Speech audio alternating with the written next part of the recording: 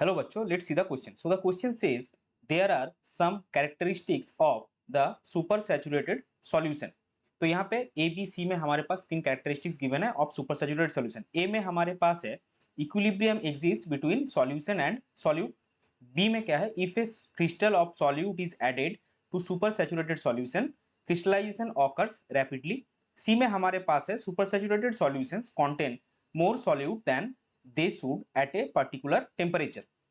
तो अभी हमारे पास क्वेश्चन क्या है, देखिए क्वेश्चन हमसे पूछा गया है correct characteristics of super saturated solutions are, यानी कि जो ए बी सी तीनों कैरेक्टरिस्टिक्स हमको गिवन है उसमें से कौन सा आपका सुपर सैचुरेटेड सॉल्यूशन के रिस्पेक्ट में करेक्ट कैरेक्टरिस्टिक्स होगा. ऑप्शन हमारे पास क्या है, ऑप्शन 1 में हमारे पास है ए बी सी यानी तीनों के तीनों, ऑप्शन 2 में हमारे पास है बी एंड सी, ऑप्शन 3 में हमारे पास है A and C and option 4 में हमारे पास है ए एंड बी. तो चलिए सबसे पहले देखते हैं इस क्वेश्चन का की कॉन्सेप्ट क्या है. सो इस क्वेश्चन का की कॉन्सेप्ट है सुपर सैचुरेटेड सॉल्यूशंस.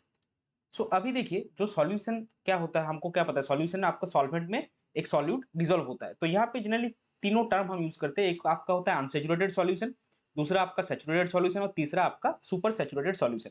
तो अनसैचुरेटेड हम कब बोलेंगे कि मान लीजिए आपके एक सॉल्वेंट में एक सॉल्यूट आप डिसॉल्व कर दे, तो सॉल्यूट का एक मैक्सिमम लिमिट तक डिसॉल्व हो सकता है. तो जब तक जो मैक्सिमम लिमिट है उससे कम डिसॉल्व अमाउंट ऑफ डिसॉल्व किया है तो वो होता है आपका अनसैचुरेटेड सॉल्यूशन. जैसे ही आप जितना मैक्सिमम डिसॉल्व कर सकता है उतना डाल दिए सॉल्यूट सॉल्वेंट में, तो जो सॉल्यूशन बना वो आपका हो गया सैचुरेटेड सॉल्यूशन. और लास्ट केस में आपका मैक्सिमम जितना कैपेसिटी है वो सॉल्वेंट का, वो सॉल्यूट को डिसॉल्व करने का, अगर आप उससे ज्यादा सॉल्यूट डाल दिए, यानी कि अगर आपके सॉल्यूशन में सॉल्यूट का अमाउंट सॉल्वेंट के अमाउंट के रिस्पेक्ट में एक्सेस हो गया, तो उसको हम बोलते हैं सुपर सैचुरेटेड सॉल्यूशन. सो वही हम लिख लेंगे in super saturated solution we have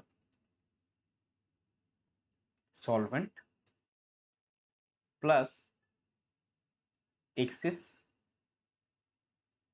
solute. तो यहाँ पे देखिए जो सी वाला स्टेटमेंट है that in super saturated solution contain more solute than they should at a particular temperature, ये आपका करेक्ट स्टेटमेंट हो गया. अभी जैसे कि हमारे पास आप देख सकते हैं कि सॉल्यूट जो है वो एक्सेस अमाउंट में है, तो अगर वो एक्सेस अमाउंट में होगा तो ऑब्वियसली आपका सॉल्यूट और सॉल्वेंट के बीच में कोई भी इक्विलिब्रियम एग्जिस्ट नहीं करेगा. तो वो पॉइंट हम लिख लेंगे, since solute is in excess amount, no equilibrium will exist between solute and solvent. तो आपका जो ए वाला स्टेटमेंट गिवन है that equilibrium exist between solution and solute, ये आपका गलत हो गया. यहाँ पे आप सॉल्यूशंस भी लिख सकते. और तीसरा बी वाला जो स्टेटमेंट हमको गिवन है कि अगर आपने एक सुपर सैचुरेटेड सॉल्यूशन लिया और उसमें आप जो सॉल्यूट है उसका क्रिस्टल डाल रहे, तो देखिए पहले से ही आपके सॉल्यूशन में एक्सेस अमाउंट ऑफ सॉल्यूट है, तो अगर एक्सेस अमाउंट ऑफ सॉल्यूट है तो उसमें अगर फिर से आप क्रिस्टल डालेंगे तो वो क्या होगा, वो डेफिनेटली क्रिस्टलाइजेशन करेगा. तो वही हम पॉइंट लिख लेंगे कि if A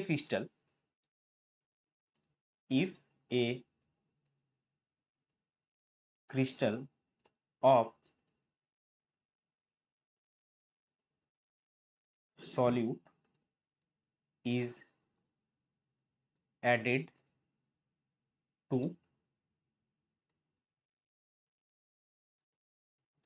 supersaturated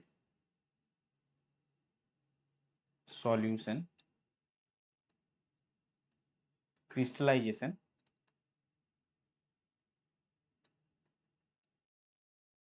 occurs rapidly. यानी कि बी वाला जो स्टेटमेंट है वो भी हमारा करेक्ट है.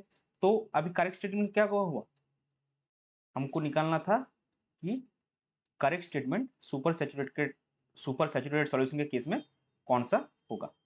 तो करेक्ट स्टेटमेंट्स हमारे हुए बी और सी, जो कि आप देख सकते हैं ऑप्शन 2 में है, यानी कि ये आपका ऑप्शन 2 में है। सो इस पर्टिकुलर क्वेश्चन के लिए आपका करेक्ट फाइनल आंसर हो जाएगा option 2, that is B and C. I hope you understood it well. Best of luck. Thank you.